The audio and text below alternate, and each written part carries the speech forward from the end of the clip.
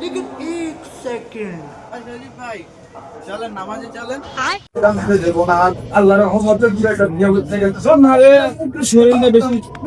ভালো লাগতেছে না নেক্সট করতেছি বুঝা আমি সামনে সময় নিয়ে যাবেন ধর্মিয়া সপ্তাহে একদিন জুম্মার নামাজ তাও আপনি যান না যদি প্রতিদিন নামাজে যাইতেন তাহলে আপনার কি হইতো হ্যাঁ নামি যাই মেহেরবানি করে বেটা এ আজ না মর্দি তো জলাতি দেবে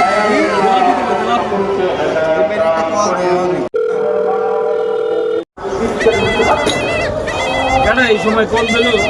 এমনি শরীরটা ভালো না মুস্তাকিম বলছিল হ্যালো হ্যাঁ সজীব ভাই